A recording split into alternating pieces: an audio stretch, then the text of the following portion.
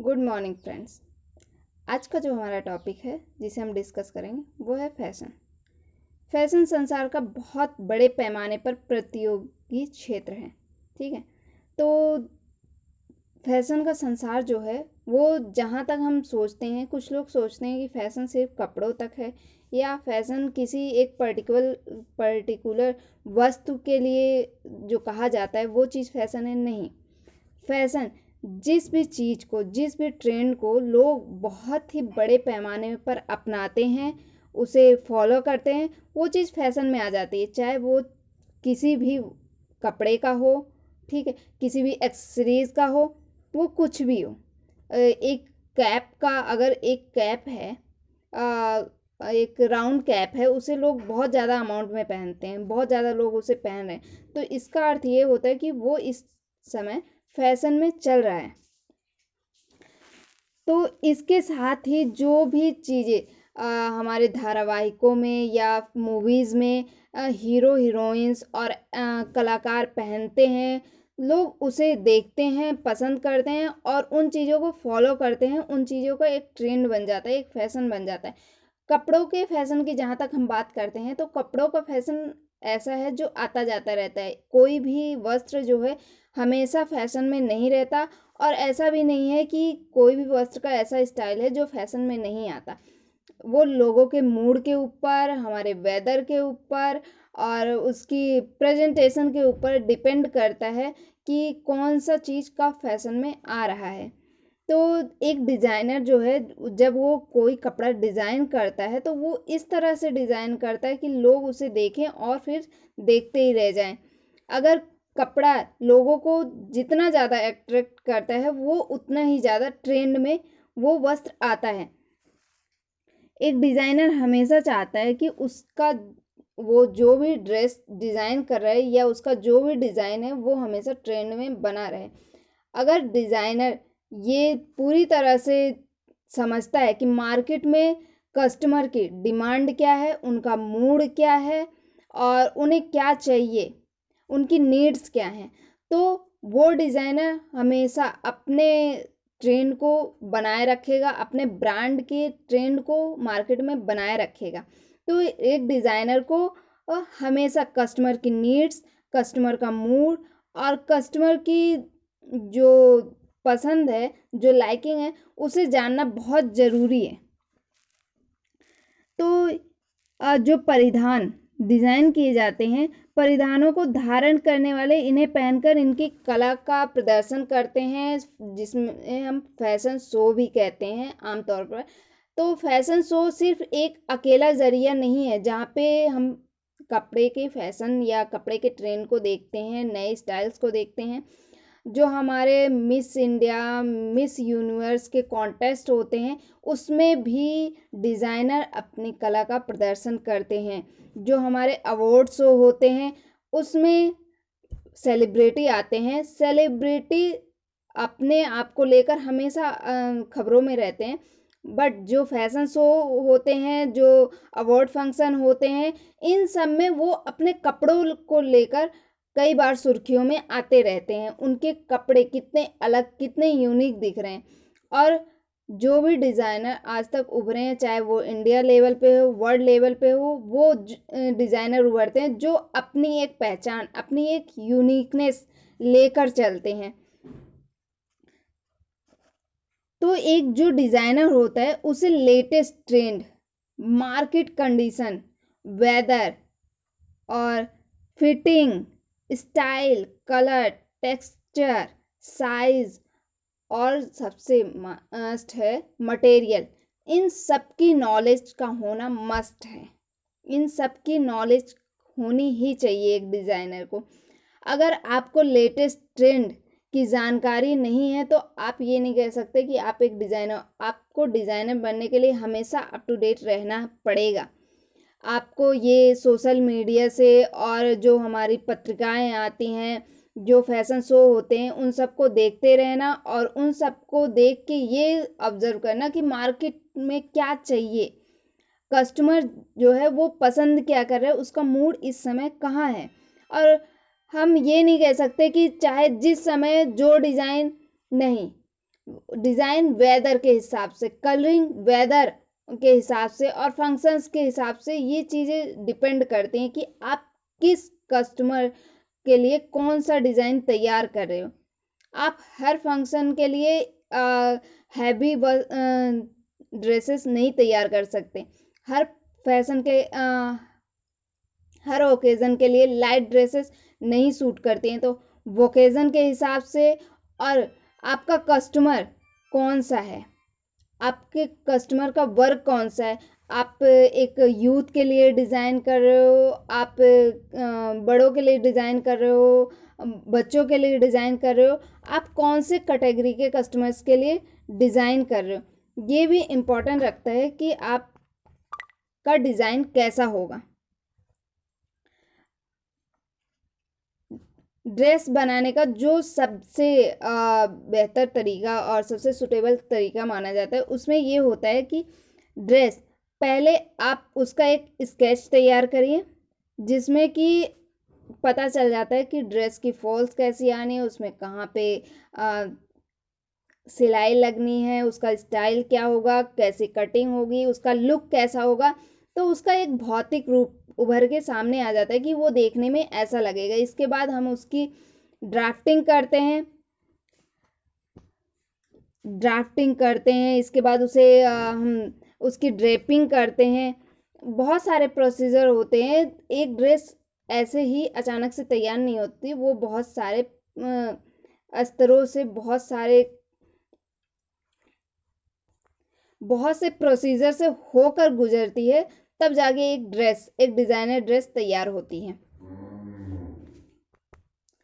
तो जब आप डिज़ाइन तैयार करते हो तो सबसे पहले ये तय करना होता है कि ये कौन से फैब्रिक पे बनेगा, किस फैब्रिक पे बनेगा, ठीक है। तो एक डिज़ाइनर जो है, फर्स्ट हम देखते हैं एक डिज़ाइनर में होना क्या चाहिए, ठीक है। Personality of designer. एक डिज़ाइनर जो होता है, सबसे पहले उसकी स्केचिंग जो है, उसकी क्रिएटिविटी, उसमें कलात्मकता होनी ही चाहिए। अगर आप एक डिज़ाइनर हैं तो आप में ये गुण होने चाहिए। आप एक कलात्मक व्यक्ति होने चाहिए, आप में क्रिएटिविटी होनी चाहिए। आपकी स्केचिंग बहुत सुंदर ना हो, बट इतनी होनी चाहिए कि आप जो ड्रेस बना रहे हैं उसे अच्छे से प्रेजेंट कर सके अपने स्केचिंग के द्वारा। आप जो सोच रहे हैं माइंड में, उसे स्केचिंग के द्वारा पहले दिखा सकें कि हाँ, ये मेरी ड्रेस होगी। तो आप ब्रिलियंट हैं या बहुत ज़्यादा निपुण हैं, ये ज़रूरी नहीं है कि आप बहुत ब्रिलियंट हो तभी आप डिज़ाइनर बन सकते हैं, नहीं। बट आपको कलर्स के शेड, फैब्रिक, टोन्स और कलर्स के टोन्स, शेड्स, फैब्रिक की नॉलेज होनी चाहिए। ड्रेपिंग आपको उसकी नॉलेज होनी चाहिए। ये बेसिक्स नॉलेज हैं जो एक डिज़ाइनर बनने के लिए आपके पास होनी ही चाहिए। इसके बाद जैसे जैसे अनुभव आता जाता है वैसे ही डिज़ाइनर्स की क्वालिटीज़ भी आती जाती हैं। इसके साथ ही परिधान जो होते हैं, जो कपड़े हम पहनते हैं, उसको परखने की नॉलेज होनी चाहिए कि कौन सा फैब्रिक कैसा है, वो कौन से स्टाइल की ड्रेस उससे डिज़ाइन की जा सकती है। आपने जो स्केच तैयार किया है उसके लिए वो कपड़ा फिट बैठेगा या नहीं बैठेगा, ये सब आपके अंदर होनी ही चाहिए क्वालिटी। अगर नहीं है तो आपको लर्न करनी चाहिए। फैशन डिज़ाइनर को फैशन कॉन्शियस होना चाहिए। आपको, अगर आप डिज़ाइनर बनना चाहते हैं तो आपको हमेशा एक उत्सुकता होनी चाहिए, एक क्यूरियोसिटी होनी चाहिए, हमेशा जानने की इच्छा होनी चाहिए कि इस टाइम मार्केट में क्या चल रहा है, लोगों का मूड कैसा है, वो क्या चीज़ पसंद करेंगे, कौन सी नई भविष्य में क्या डिज़ाइन लोग पसंद कर सकते हैं और क्या डिज़ाइन मार्केट में ट्रेंड के तौर पे लाया जा सकता है। ये भी क्वालिटी होना एक डिज़ाइनर के अंदर बहुत ज़रूरी है, क्योंकि अगर आप समय से अपने कलेक्शंस, अपने डिज़ाइंस को नहीं पहचान सकते, आप नहीं ट्रेंड को फॉलो कर सकते, तो आप पीछे रह जाओगे। इसके साथ ही बेसिक टेलरिंग स्किल्स जो हैं वो एक डिज़ाइनर को आनी ही चाहिए। एम्ब्रॉयडरी जो है, ट्रेडिशनल एम्ब्रॉयडरी की नॉलेज होना बहुत ज़रूरी है, क्योंकि आप अगर डिज़ाइनर बनते हो तो आज सिर्फ अपने क्षेत्र के या फिर अपने ज़िले के, अपने राज्य के नहीं, कम से कम इंडिया को तो प्रेजेंट ही करोगे, तो इंडिया में जितने स्टेट हैं वहाँ पे भी कई तरह की एम्ब्रॉयडरी होती है, यहाँ तक कि हर ज़िले की एम्ब्रॉयडरी, हर ज़िले का फैब्रिक, हर ज़िले का फैशन बदल जाता है। तो आप सोच सकते हो आपको कितना ज़्यादा हार्ड वर्क करना है। अब हम देखेंगे कि फैशन डिज़ाइनर का जो वर्क होता है उसमें कौन सी स्पेशलाइजेशन होती है, कौन सी विशेषज्ञता होती है। फर्स्ट है डिज़ाइनिंग डिपार्टमेंट। तो डिज़ाइनिंग डिपार्टमेंट जो है, इसमें फर्स्ट पॉइंट हम मैन्युफैक्चरिंग यूनिट का देखेंगे, जिसका काम बहुत बड़े पैमाने पर होता है। मैन्युफैक्चरिंग, जब किसी चीज़ की मैन्युफैक्चरिंग होती है, ड्रेस की मैन्युफैक्चरिंग होती है, किसी भी ड्रेस की, तो वो एक दो नहीं होती है, बहुत ज़्यादा बड़े पैमाने पर होती है। जो एक दो ड्रेसेस बनती है वो यूनिक होती है। कोई स्पेशली जब स्टार्स वगैरह, सीने स्टार वगैरह ऑर्डर करते हैं, वो डिज़ाइनर को बहुत सारे लाखों रुपए में कोई एक ड्रेस बनवाते हैं जो सिर्फ उनके लिए बनाई जाती है, तो वो अलग होती है। बट जब किसी कंपनी वगैरह में कोई ड्रेस बनाई जाती है तो वो बहुत ही बड़े अमाउंट में बनाई जाती है, हज़ारों ड्रेसें बनाई जाती है, लाखों ड्रेसें बनाई जाती हैं। उनके साइज़ में डिफरेंस हो सकता है, स्टाइल उनका एक ही होता है। तो साइज़ भी स्टैंडर्ड रखा जाता है, स्मॉल, मीडियम, लार्ज, जिसे कि हम मार्केट में देख सकते हैं आराम से। SML साइज़ में आती हैं ड्रेसें। सेकंड है मैन्युफैक्चरिंग यूनिट के बाद जो आता है, उसके नीचे होते हैं कटर, स्केच बनाने वाले और कटिंग के असिस्टेंट। तो इसमें स्केच तैयार होता है, इसमें कटिंग करने वाले, स्केच बनाने वाले, ये सभी आ जाते हैं, उनके असिस्टेंट आ जाते हैं। तो ये काम किसी एक व्यक्ति का नहीं होता है। अगर आप डिज़ाइनर हो, आप इसे अकेले तौर पे पूरा प्रोसीजर कर रहे हो, वो अलग बात है। बट जब एक कंपनी ये सारे काम करवाती है तो उसमें हर काम के लिए एक अलग पर्सन होता है, एक अलग पोस्ट होती है जो ये काम देखती है और करवाती है और करती है। तो थर्ड पे हमारा आ जाता है स्केचिंग असिस्टेंट। स्केचिंग असिस्टेंट जो होते हैं वो हमेशा टेक्निकल स्केच तैयार करते हैं, जो हम कोरल ड्रॉ वगैरह पे देख सकते हैं कि कोरल ड्रॉ वगैरह का इस्तेमाल करके हम कौन से स्केच वगैरह तैयार कर सकते हैं। क्योंकि इस टाइम पे जो है कंप्यूटर का दौर है, टेक्नोलॉजी का दौर है, तो 3D सारे काम 3D में हो रहे हैं, तो वो चीज़ ज़रूरी है कि हम मार्केट के साथ साथ चलें। फोर्थ आ जाता है जूनियर डिज़ाइनर, जो कि पहला पैटर्न काटते हैं। जो जूनियर डिज़ाइनर होते हैं ये पहला पैटर्न काटते हैं। इससे जो जूनियर डिज़ाइनर को हैंडल करने के लिए सीनियर्स होते हैं, उन्हें ये देखना ज़रूरी होता है कि उस डिज़ाइनर में पैटर्न में कौन सी कमियां रह गई हैं, कौन से त्रुटियां हैं जो उन्हें सुधारनी है। ये ज़रूरी नहीं है कि एक पैटर्न कटा और वही फाइनलाइज्ड हो गया, नहीं। एक पैटर्न कटता है, इसके बाद डमी पे उसे रख के देखते हैं, या फिर डमी पे नहीं रख सकते तो उसे पेपर वगैरह पे जो रफ फैब्रिक होता है जिस पे पैटर्न काटा गया है उसे जोड़ते हैं, कच्ची सिलाई के द्वारा जोड़ते हैं। इसके बाद देखते हैं कि जो ड्रेस हमें चाहिए, जो लुक चाहिए, जो चीज़ चाहिए वो आ रही है, वो स्टाइल आ रहा है या नहीं आ रहा है। अगर वो चीज़ आ रही है तो हम उसे पैटर्न को फाइनलाइज करेंगे। इसके बाद आगे का प्रोसीजर होगा, उस पैटर्न से कपड़े कटेंगे, उसका आगे जाएगा। तो पहले पैटर्न कटता है, इसके बाद उसका बहुत सारे स्टेप्स होते हैं जिसमें ये देखा जाता है कि वो पैटर्न सही कटा है या नहीं, या उसमें कोई कमियां रह गई हैं, कोई सुधार करना बाकी है। नेक्स्ट आता है मार्केटिंग एंड मर्चेंडाइजिंग। फैशन जो है हम सभी को पता है, फैशन आता है और जाता है, और फैशन अचानक ही आता है, अचानक ही जाता है। खासकर कपड़ों का फैशन, कपड़ों का ट्रेंड जो है वो अचानक आता है, अचानक चला जाता है। नया स्टाइल आया, लोगों ने उसे अपनाया, पुराने को भूल गए। और ये खासकर होता है जो लेडीज गारमेंट होते हैं उसमें ये ज़्यादा होता है, बॉयज़ में भी होता है बट उसका प्रोसीजर थोड़ा सा स्लो देखा जा सकता है। जो गर्ल्स का होता है वो ज़्यादा तेज़ी से बदलता है। जब भी नया प्रोडक्ट तैयार होता है तो उसे मार्केट में लाने से पहले उसे इंट्रोड्यूस करना होता है, उससे लोगों को परिचित कराना होता है। तो उसके लिए सबसे अच्छा माध्यम होता है एडवर्टाइजमेंट। एडवर्टाइजमेंट कई तरीक़ों से कर सकते हैं, जैसे कि स्टार्स वगैरह आप डिज़ाइनर की ड्रेस पहन के सीरियल में काम कर रहे हैं, मूवीज़ में काम कर रहे हैं, लोग उसे देख रहे हैं, लोगों तक पहुंच रही है वो ड्रेस, लोग उस डिज़ाइन को पसंद कर रहे हैं, परचेज कर रहे हैं, पोस्टर छपवा रहे हैं या सोशल मीडिया पे अलग से एडवर्टाइजमेंट बना के उसे प्रसारित किया जा रहा है। तो बहुत सारे चीज़ें हैं, अखबार में, मैगज़ीन में आर्टिकल निकल रहे हैं, उसमें इन ड्रेसों को दिखाया जा रहा है, इनकी क्वालिटीज़ बताई जा रही हैं, फैब्रिक की क्वालिटीज़ बताई जा रही हैं, ड्रेस इसमें नया क्या है। तो लोग देखते हैं और लोगों को जो चीज़ बहुत पसंद आती है वो उसे फॉलो करते हैं। तो वो चीज़ जब बहुत बड़े पैमाने पर लोगों द्वारा वो चीज़ अपना ली जाती है तो वो ट्रेंड बन जाती है। और ये काम जो है एक कंपनी में, ये काम जो है वो मार्केटिंग ब्रांच जो होती है वो करती है। मार्केटिंग ब्रांच होती है, उसमें एक पूरी टीम होती है, वो मार्केटिंग ब्रांच ये मार्केटिंग एंड मर्चेंडाइजिंग का काम देखती है। नेक्स्ट है हमारा मैन्युफैक्चरिंग और मैन्युफैक्चरिंग प्रोडक्ट।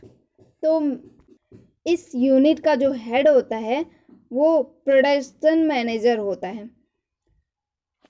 वह उत्पाद की क्वालिटी को तय करता है और काम करने वालों का काम खत्म करने, टाइम से ख़त्म करने, ये सारी रिस्पॉन्सिबिलिटी जो होती है वो प्रोडक्शन मैनेजर की होती है। प्रोडक्शन मैनेजर का जो काम है वो हम देखते हैं सभी कार्यों में pattern cutting, iron, pattern grading, थानों की लेयर्स लगाना, उन पर मार्किंग करना तथा उन्हें ठीक तरीके से कटिंग करना, फिर उसको जोड़ना अर्थात सिलाई लगाना। यहाँ हम ये कह सकते हैं कि कपड़ा थान आना और उसे मार्किंग करने से, कटिंग करने से लेकर उसे सिल के तैयार करने तक का जो पूरा काम होता है वो प्रोडक्शन मैनेजर का काम होता है। वो मैन्युफैक्चरिंग प्रोडक्ट का पूरा प्रोसीजर जो होता है वो काम मैन्युफैक्चरिंग में आ जाता है। इसके बाद आता है फैशन कोऑर्डिनेटर। और जो फैशन कोऑर्डिनेटर होता है इसे एक तरह से हम मध्यस्थ भी कह सकते हैं, जो कि बायर्स जो होते हैं और प्रोडक्शन मैनेजर जो होता है उसके बीच की जो कड़ी होती है उसे जोड़ने का जो काम करता है वो फैशन कोऑर्डिनेटर करता है। कोऑर्डिनेटर सबसे पहले जो काम देखता है वो ये होता है कि जब ड्रेस की कटिंग हो रही है उस टाइम फैब्रिक की जो वेस्टेज है वो कम से कम हो। जितनी कम वेस्टेज होगी उतना ही कंपनी को फ़ायदा पहुंचेगा। जितनी ज़्यादा वेस्टेज होगी ड्रेस या तो उतनी महंगी करनी पड़ेगी और कंपनी का लॉस भी हो सकता है। तो फर्स्ट कोऑर्डिनेटर यही देखता है, फैशन कोऑर्डिनेटर, कि कपड़े की जो वेस्टेज हो वो कम से कम हो।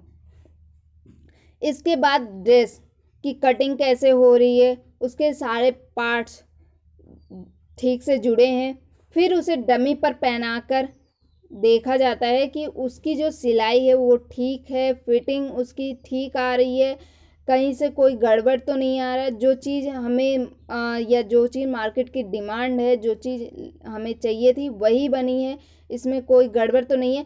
ये चीज़ें एक्चुअल में एक सैंपल पीस 1 2 4 10 जितने भी सैंपल पीस बना के उस पर देखा जाता है। जिस ऐसा नहीं है कि पूरा बल्क तैयार हो गया, कपड़ा बन के पूरा ऑर्डर तैयार हो गया इसके बाद देख रहे हैं, नहीं। 2-4 सैंपल पीस बना के पहले ये चीज़ें चेक कर ली जाती हैं, देख ली जाती हैं, इसके बाद पूरा ऑर्डर तैयार किया जाता है किसी भी कंपनी या फैक्ट्री में, जिससे कि लॉस ना हो। जो भी चीज़ें सुधारनी है उन सैंपल पीसेस में सुधार लिया जाए, इसके बाद बाकी कपड़ों को सिला जाए।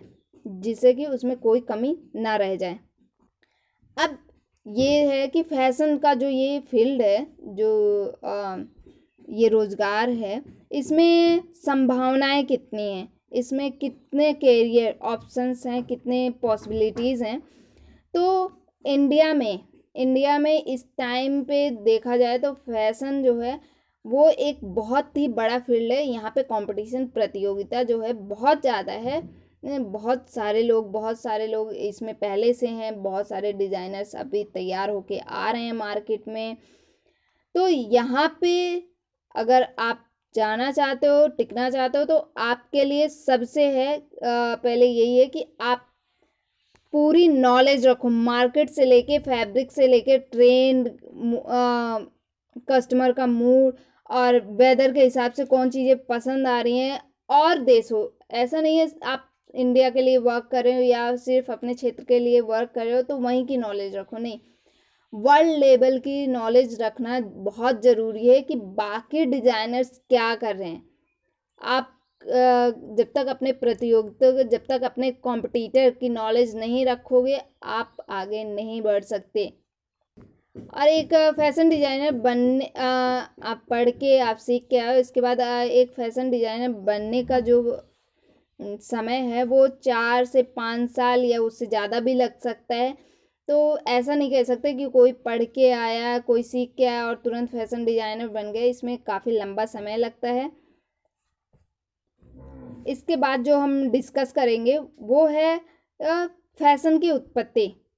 फैशन जो है शुरू कहाँ से हुआ, कहाँ से इसकी उत्पत्ति हुई, कैसे हुई, तो ये सारा टॉपिक हम कल डिस्कस करेंगे। तो आप सारे ये देखो, आपका अगर कोई क्वेश्चन है या फिर कुछ आप और जानना चाहते हो या फिर कुछ सजेस्ट करना चाहते हो तो कमेंट बॉक्स में जाके आप कमेंट लिखो। और एफडीटी के जितने भी बच्चे हैं, सारे बच्चे इस वीडियो पे कमेंट जरूर लिखेंगे, अपना क्वेश्चन लिखेंगे, अपने सजेशन इस वीडियो के कमेंट बॉक्स में जाके लिखेंगे, जिससे कि मुझे पता चले कि हाँ, सबने इस वीडियो को देखा है।